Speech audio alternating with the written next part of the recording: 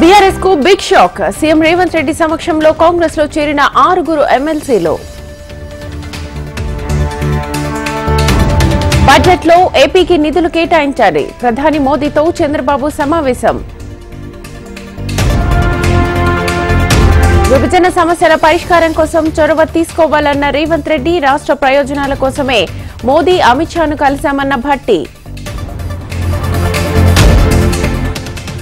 BRS కు గత చరిత్ర ఉంది, భవిష్యత్ లేదు. కేసీఆర్ టార్చ్ లైట్ వేసి వెతుక్కోవాలన్న రేవంత్ రెడ్డి.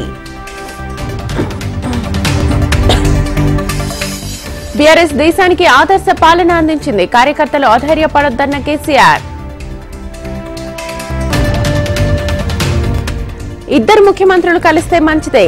రేవంత్ రెడ్డి ఢిల్లీ వెళ్లడం పరిపాటిగా మారిందన్న ఎన్వీఎస్ఎస్.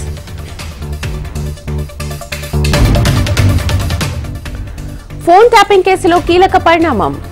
టాస్క్ ఫోర్స్ మాజీ డీసీపీ రాధాకిషన్ రావు అరెస్ట్.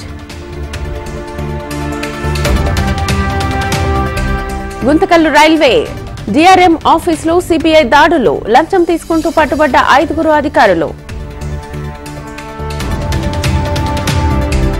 గంజాయి సరఫరాకి గిరిజనులను బలి చేస్తున్నారు. 5 ఏళ్లుగా ఐటీటీఏ పథకాలను నిర్వీర్యం చేశారన్న ఏపీ మంత్రి సంధ్యారాణి.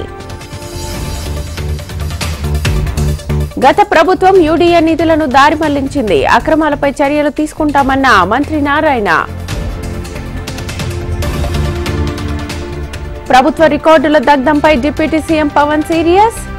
పీసీబీ ఫైల్స్ రిపోర్టుల వివరాలు ఇవ్వాలని ఆదేశం.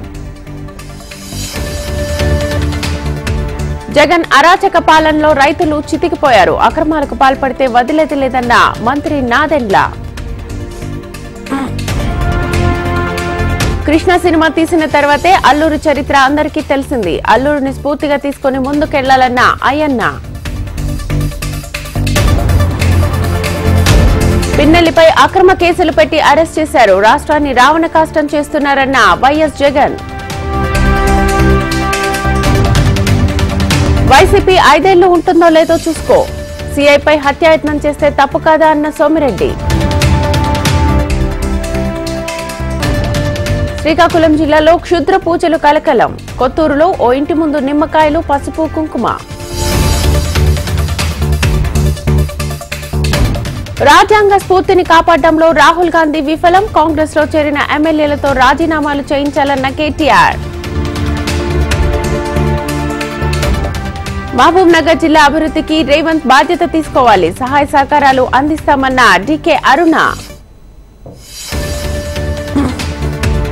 జార్ఖండ్ సీఎంగా 3వసారి హేమంత్ సోరెన్.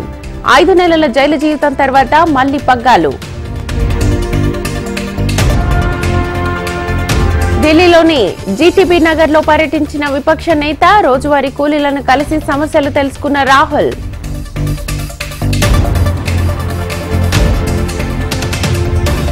హత్రాస్ ఘటనలో 5 అరెస్ట్. ప్రధాన నిర్వాహకుడు పరారీలో ఉన్నాడన్న ఐజీ.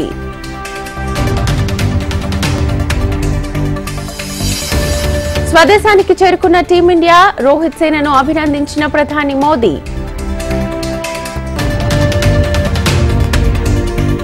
ముంబైలో విశ్వ విజేతల విజయ్ యాత్ర. క్రికెట్ అభిమానులతో జనసంద్రంగా మారిన బీచ్ రోడ్.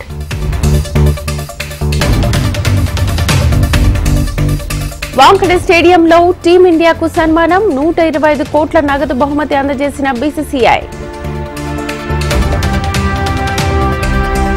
ఒలింపిక్స్ క్రీడాకారులకు ఆల్ ది బెస్ట్ చెప్పిన ప్రధాని. 140 కోట్ల భారతీయుల కల నెరవేర్చాలని మోదీ పిలుపు.